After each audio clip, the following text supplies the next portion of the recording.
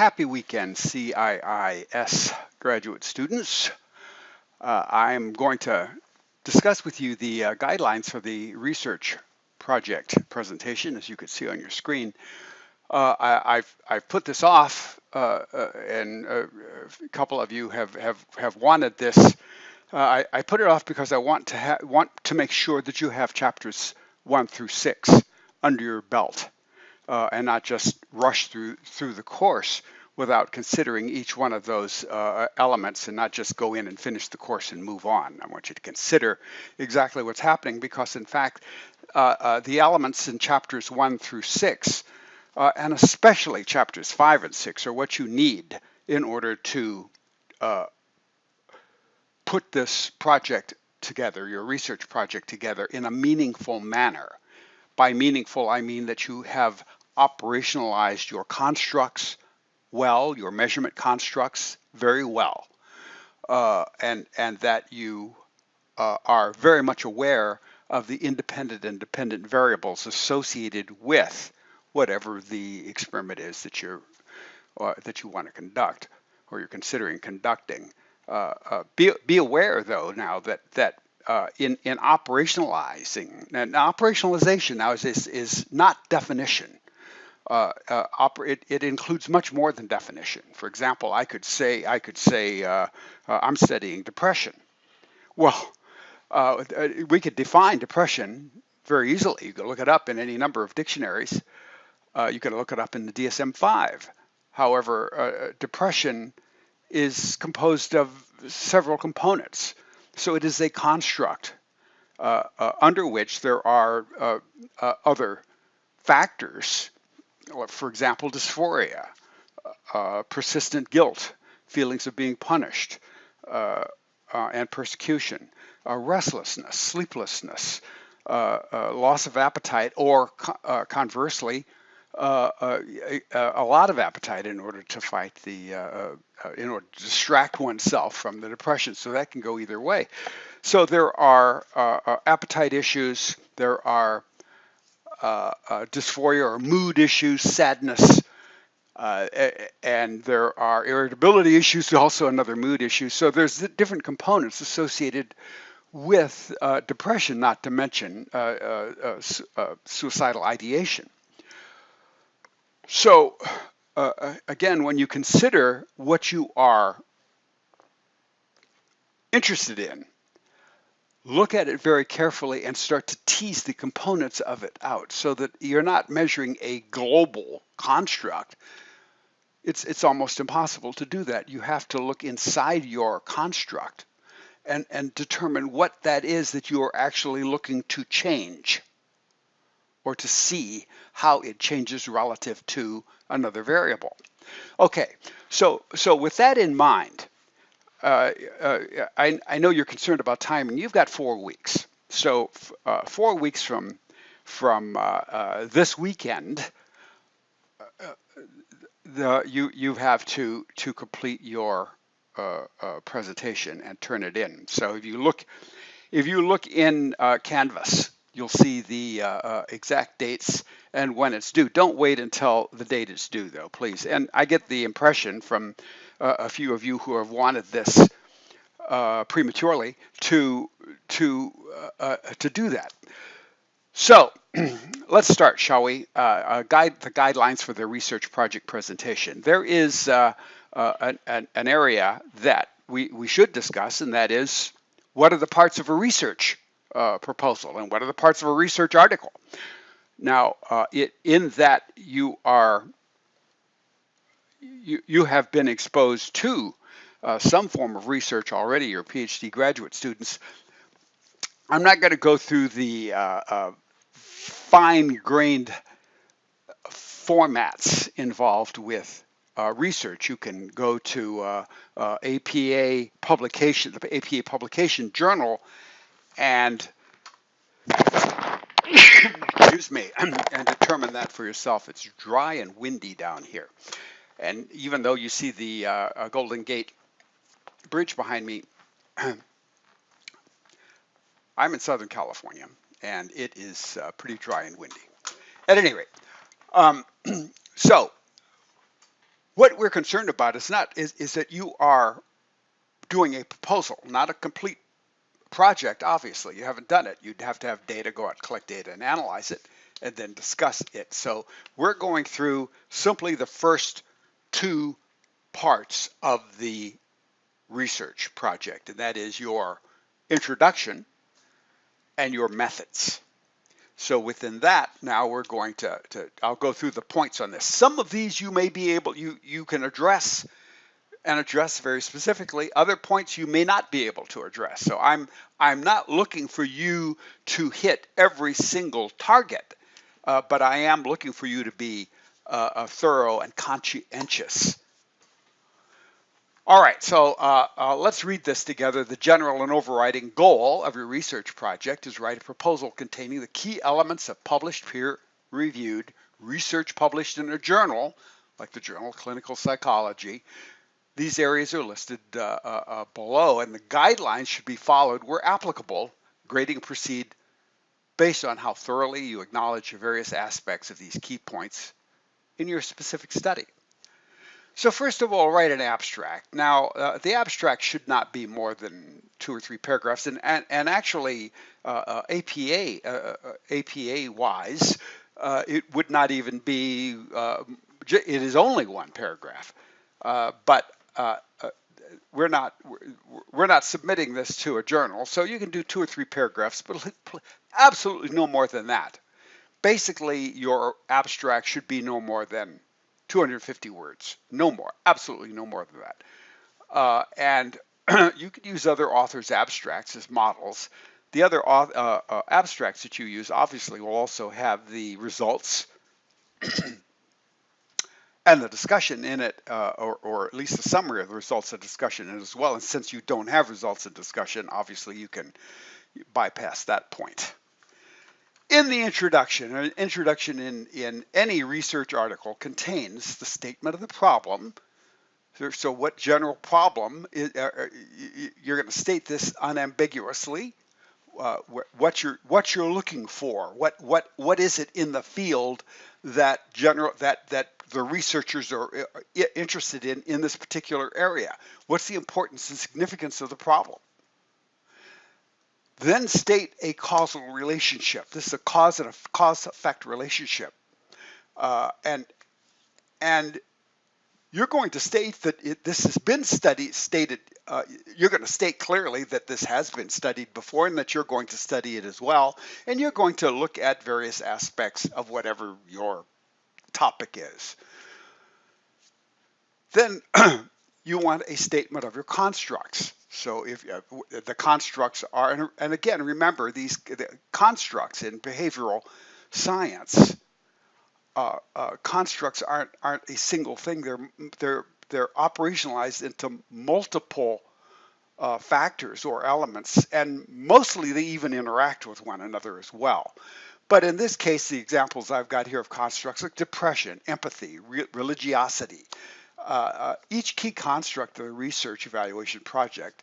So you need to explain that. Minimally, what's the cause and the effect? So explanations are readily understandable, jargon-free to an intelligent reader. Please don't use jargon. Make certain that the language that you're using is clear and explainable. Don't use jargon.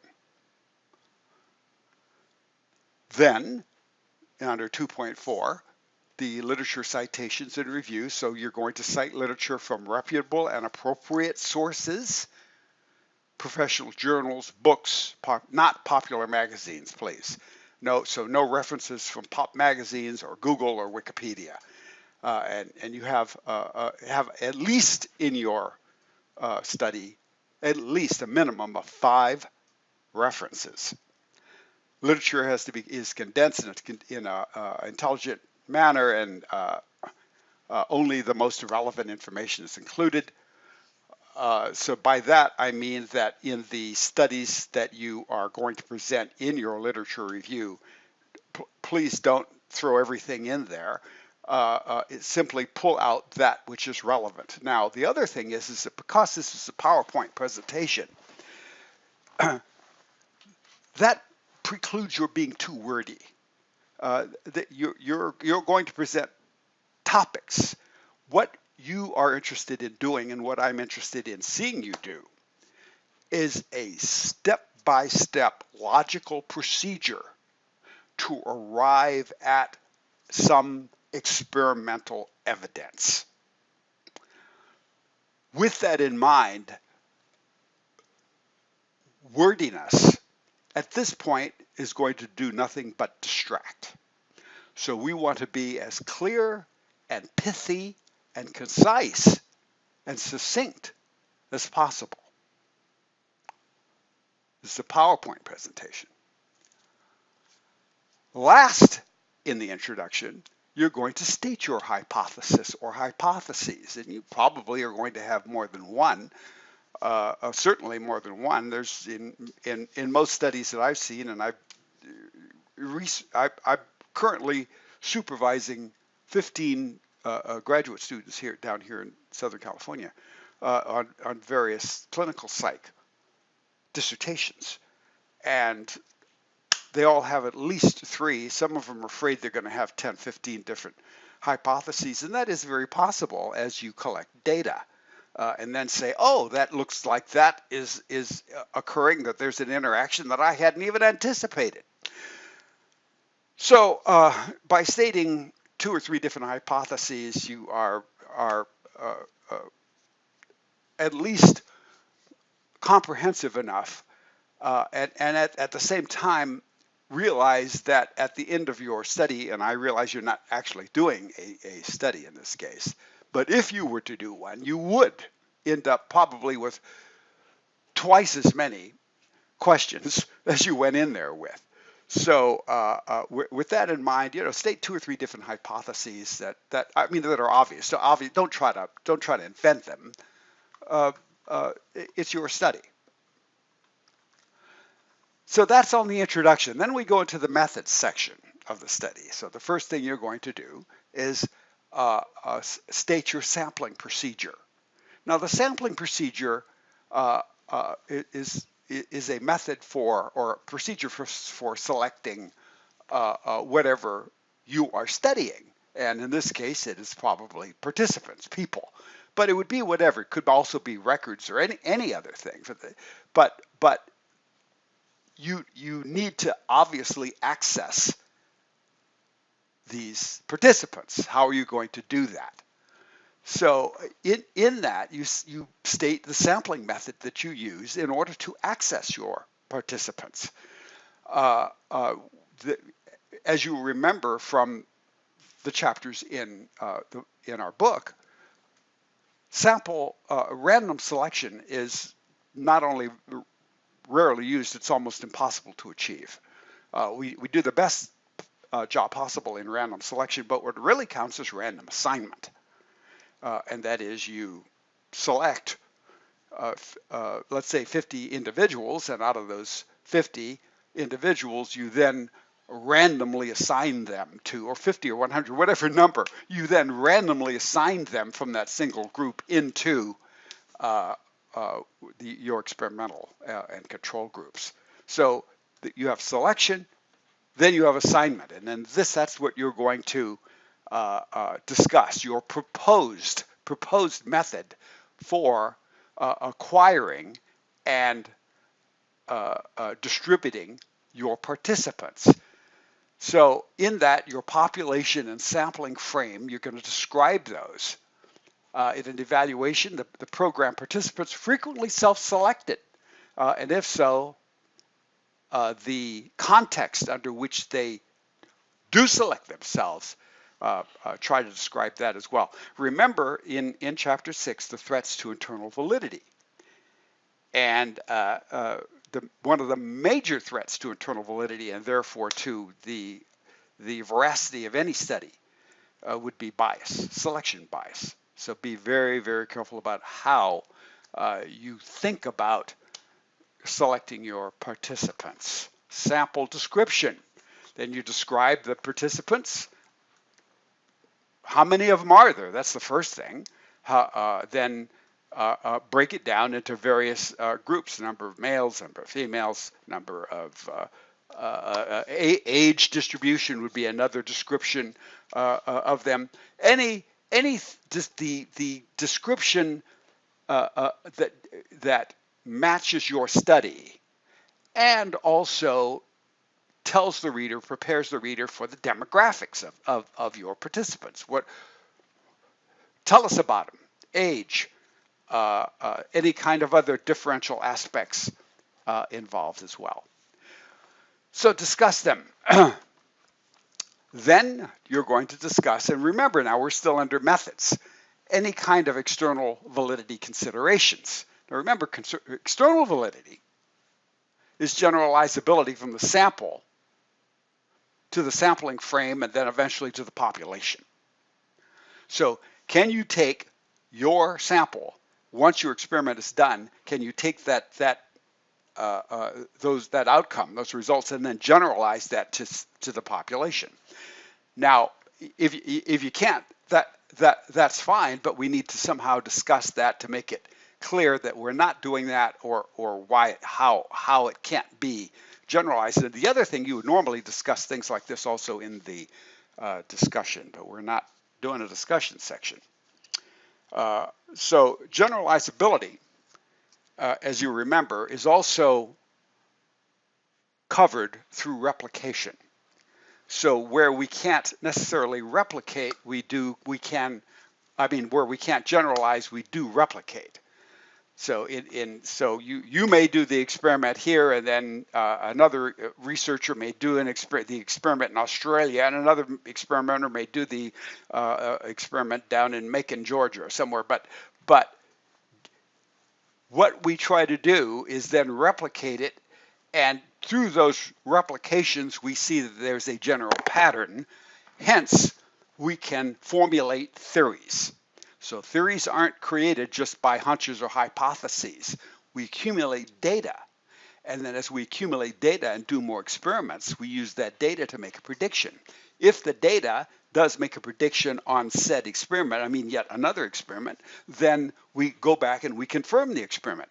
If it's a little different and the methodology was completely sound and it's a little different, then we go back and ask why. And then if, in fact, the data and the theory doesn't cover everything, then we expand that. We learn more things. So science is a process, it's a procedure of expanding knowledge and learning more based upon accurate and procedural evidence.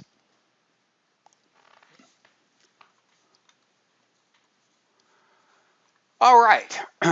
Then we come to the measurement section itself, and this is where you're going to discuss each measure. Now, I know that one of your assignments was, in fact, to send in, tell me what measures you're going to use, and now that fits right into what this is. In your measures, you're going to discuss your outcome measurement constructs, as well as your independent measures constructs. So for each construct, the measure or measures described briefly, an appropriate citation, references included. You've already done that with a previous assignment, but you're going to put this now in your PowerPoint presentation. Describe briefly measure you constructed and provide the entire measure in an appendix. So you're also going to put the measure in the appendix behind the PowerPoint. The measures are used to relevant the hypothesis of your study and included in those hypotheses. Wherever possible, multiple measures of the same constructs are used, and that's a very good idea. But if you are using a measure to measure whatever, first of all, consider that the construct has multiple factors. And then within that, what are those factors? Make certain that the construct, that the measure that you're using is in fact taking into consideration all those factors under whatever the construct, the measure is. No do-it-yourself measures, please. You need to use measures that have been used in previous research, and measures that have been verified as reliable and valid per Chapter 5, that have appropriate internal consistency, that have good concurrent and criterion validity. So again, refer to Chapter 5, Chapter 6, look at and study the measurement criteria for any of the measures that you're going to use in this.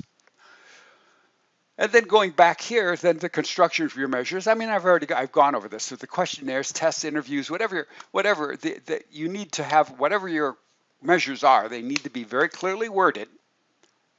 If you're using archival data, for example, which is fully acceptable, the original data collection procedures need to have been adequately described.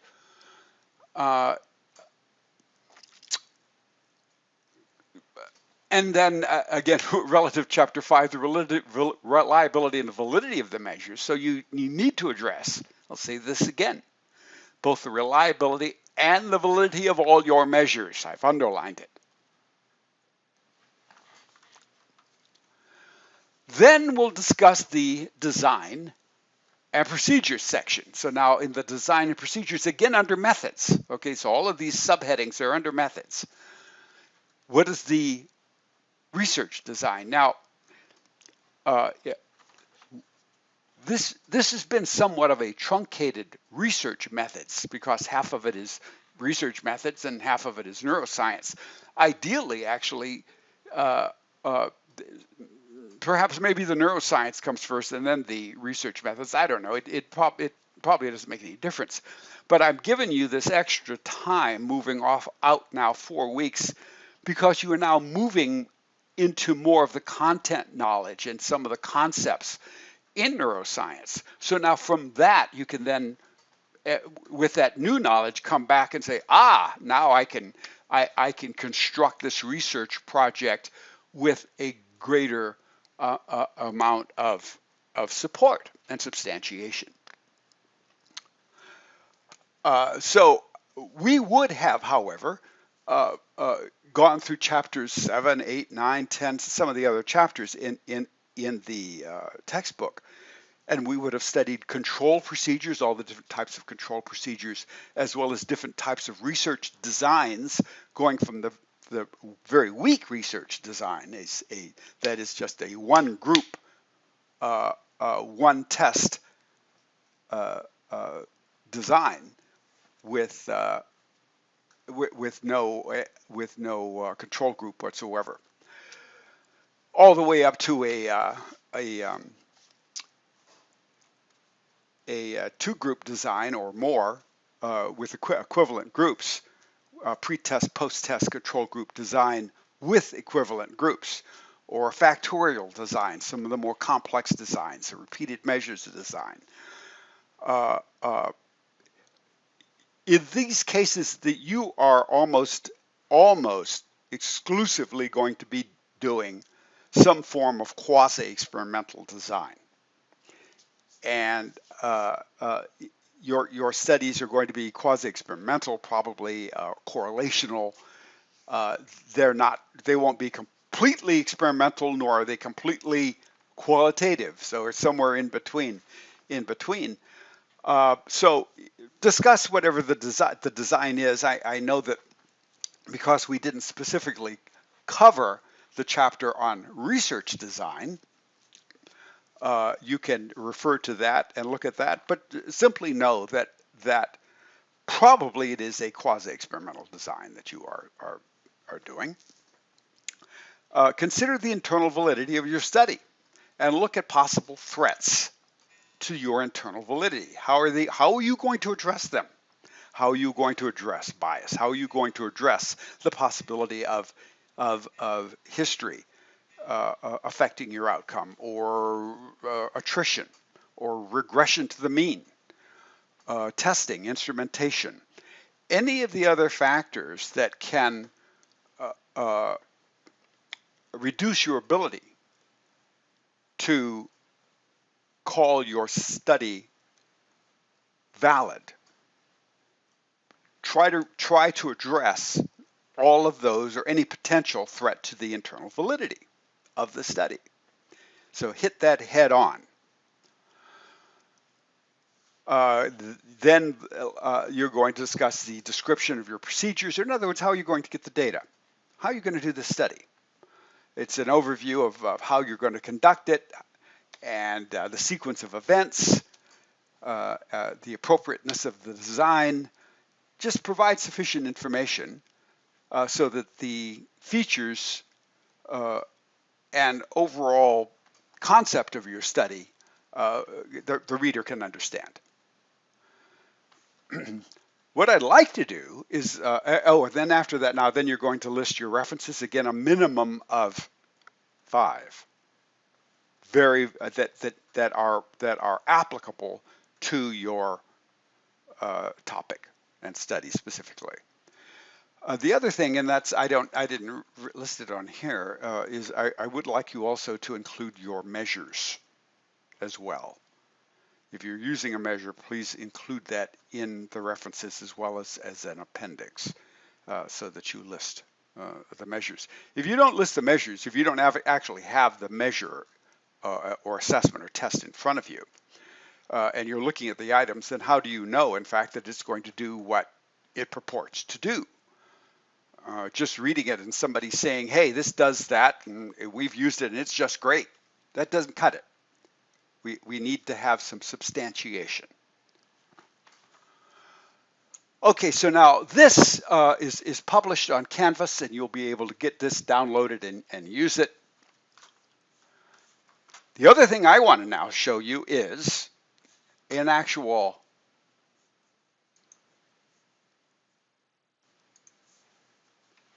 project done by one of your cohort. This is done by a CIS student 3, 4, 5 years ago, some time ago, but under the same conditions that we're discussing right now.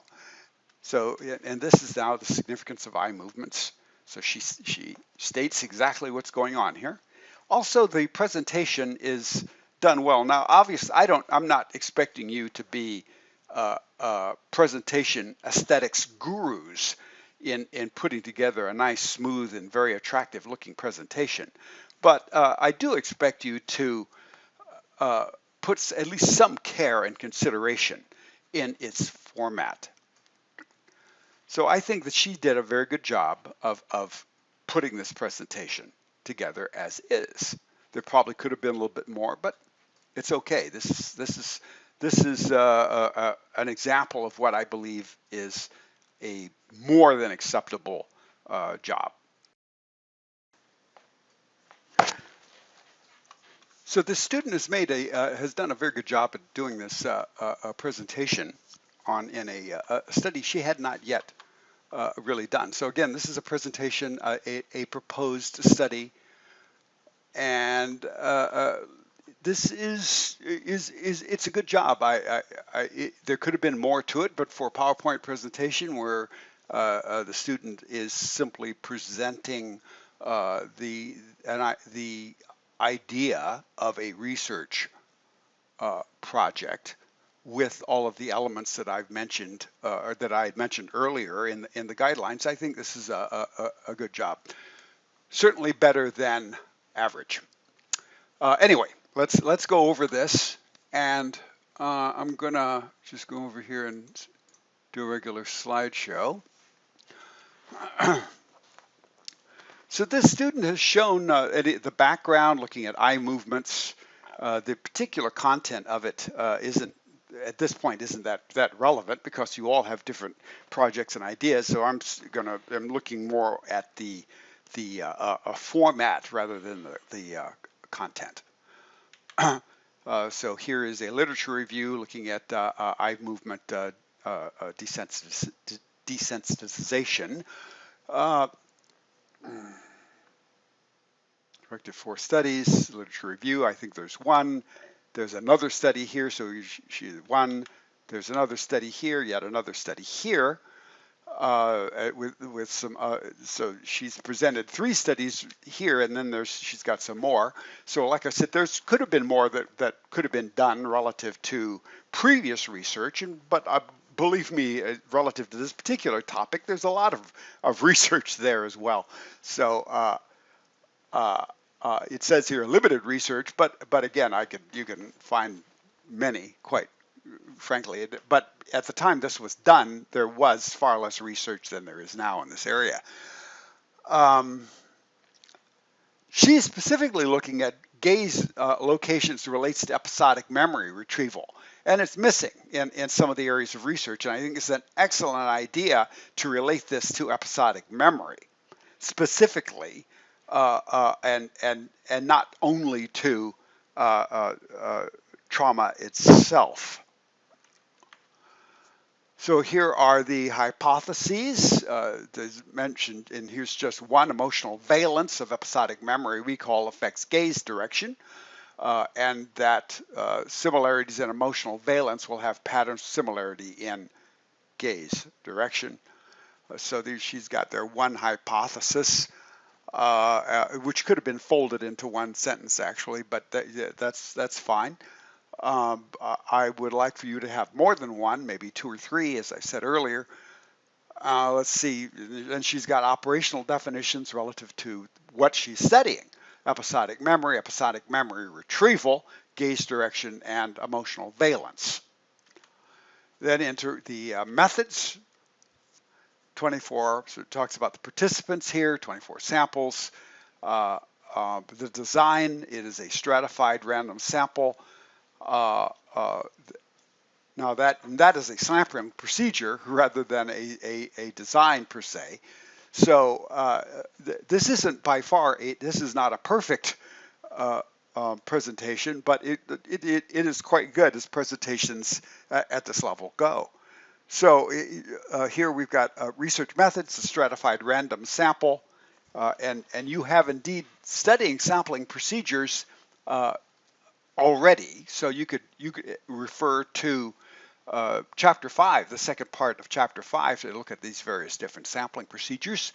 The independent variable and dependent variable she's got defined well, and then going on to the specific procedure, that is how the participants are going to be recruited, and then how the experiment will proceed from there.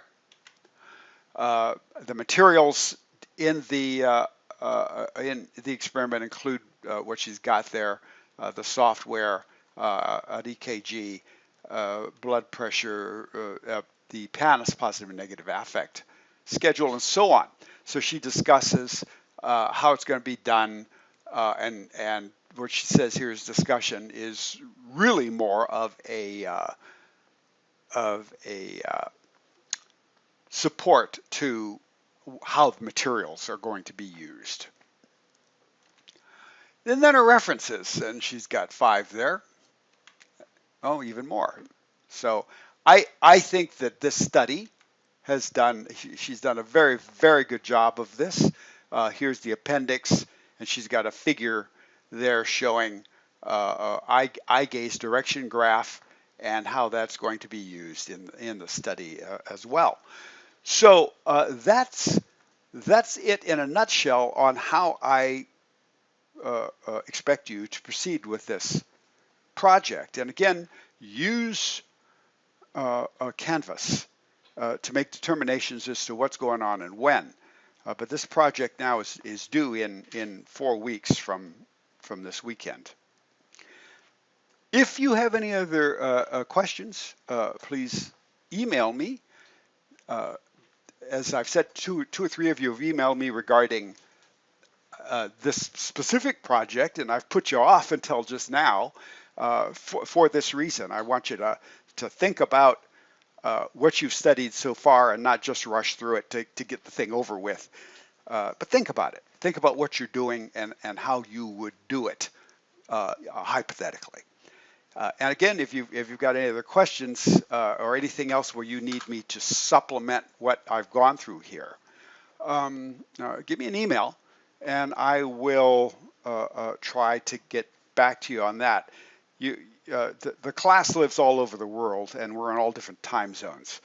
So it is difficult for me to try to connect with you, especially since this isn't my only job.